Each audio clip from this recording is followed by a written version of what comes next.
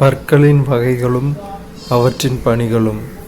பற்களின் வகைகள்: வெட்டுப்பற்கள். பற்களின் எண்ணிக்கை 8. பணிகள்: வெட்டவும் மற்றும் கடிக்கவும். கோரைப்பற்கள் 4. கிழிக்கவும் மற்றும் துளையிடவும். முன்கடைவாய் பற்கள் 8. நசுக்கவும் மற்றும் அரைக்கவும். பெண் கடைவாய் பற்கள் 12. நசுக்கவும், அரைக்கவும் மற்றும் மெல்லவும்.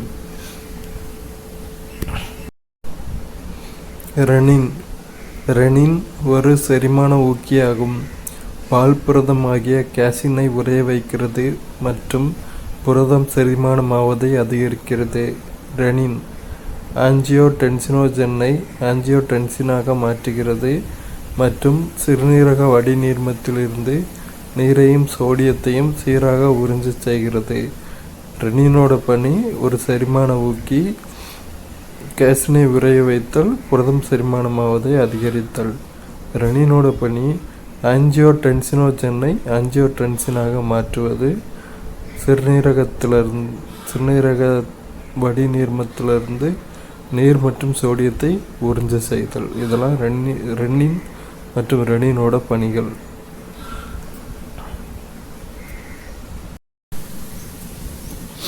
William Beaumont 1785 to 1853. William Beaumont என்பார் ஒரு அறுவை சிகிச்சை மருத்துவர் ஆவார். இவர் இரைப்பைசார் உடற்செயலியலின் தந்தை என அறியப்பட்டிருந்தார். அவர் தனது அவதானிப்புகளின் அடிப்படையில் இரைப்பையில் உள்ள செறிவுமிக்க ஹைட்ரோகுளோரிக் அமிலம்தான் செரிமானத்தில் முக்கிய பங்காற்றுவதாக குறிப்பிட்டுள்ளார். வில்லியம் ஃபியூமாண்டுங்கிறவர் ஒரு சர்ஜரி டாக்டர். இரைப்பைசார் உடற்செயலியலின் தந்தை அப்படின்னு அழைக்கப்படுகிறார். இவர் தான் இரைப்பையில் உள்ள செறிவு மிக்க ஹச்சிஎல் தான் செரிமானத்துக்கு முக்கிய பங்காற்றுவதாக சொல்லியிருக்கார். வில்லியம் ஃபியூமாண்ட் இரைப்பைசார் உடற்செயலியலின் தந்தை.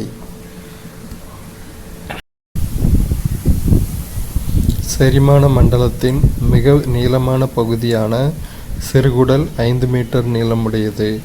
ஆனால் தடித்த குழாயான பெருங்குடல் 1.5 மீட்டர் நீளமுடையது.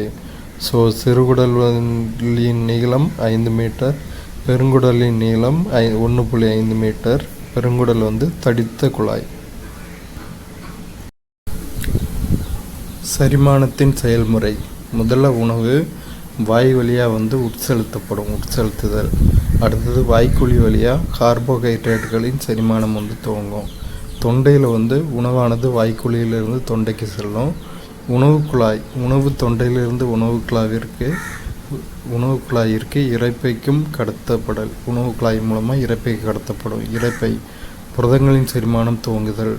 கார்போஹைட்ரேட்டுகள், புரதங்கள், கொழுப்புகளின் செரிமானம் நிறைவடைதல். சிறுகுடல் சிறு துகள் போன்ற பொருட்கள் உறிஞ்சப்படுதல், சத்துக்கள் உறிஞ்சப்படுதல். பெருங்குடல் நீர் மற்றும் கனிமங்கள் உறிஞ்சப்படுதல். இதில் தான் இந்த 2 ப்ராசஸ்லையும் தான் ரத்தம் உருவாகுது. அடுத்து மலவாய் வழியாக வெளியேற்றப்படுது கழிவு. இவ்வளோதான் செரிமானத்தின் செயல்முறை. இரு சிறுநீரகங்களும் மொத்தமாக 2 மில்லியன் நெப்ரான்களை கொண்டு 170 to 180 லிட்டர் இரத்தத்தை வடிகட்டுகின்றன. சிறுநீரகங்களானவை இரத்தத்தின் அளவில் 99% அளவை மீண்டும் உறிஞ்சிக்கொண்டு மீள வழங்குகின்றன. இரத்தத்தில் உள்ள 1% மட்டும் வடிகட்டப்பட்டு சிறுநீராக மாறுகிறது.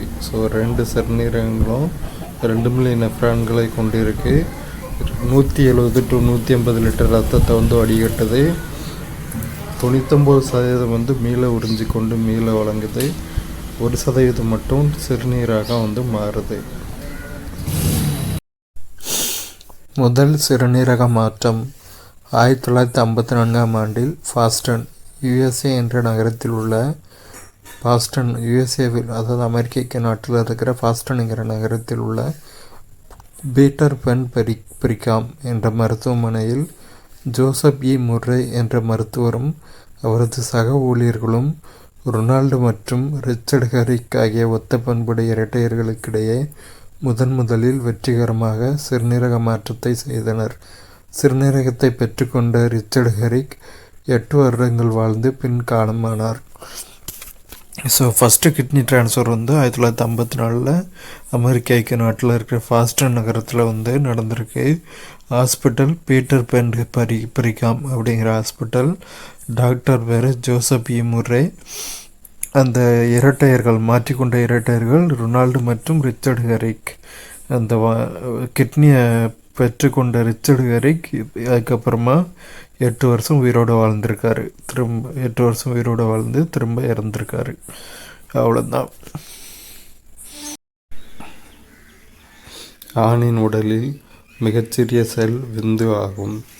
ஒரு சாதாரண ஆணின் வாழ்நாளில் 500 பில்லியன் விந்தணுக்கள் உருவாகின்றன. இவ்வாறாக விந்துவை உருவாக்கும் செயலுக்கு விந்தணுவாக்கம் ஸ்பெர்மட்டோஜெனிசிஸ் என்று பெயர். ஸோ மிகச்சிறிய செல் வந்து விந்து தான். 500 பில்லியன் விந்தணுக்கள் வாழ்நாளில் உருவாகுது. இந்த செயலுக்கு வந்து ஸ்பெர்மட்டோஜெனிசிஸ்னு பெயர். கருமுட்டை தான் மிகப்பெரிய மனித செல்லாகும். கருமுட்டையானது உருவாதல் நிகழ்வுக்கு கருமுட்டை உருவாக்கம் ஊஜெனிசிஸ் என்று பெயர். ஸோ மிகப்பெரிய மனித செல் வந்து கருமுட்டை. கருமுட்டை உருவாகும் நிகழ்வுக்கு வந்து ஊஜெனிசிஸ் அப்படின்னு வந்து பெயர். கருமுட்டை உருவாக்கம்.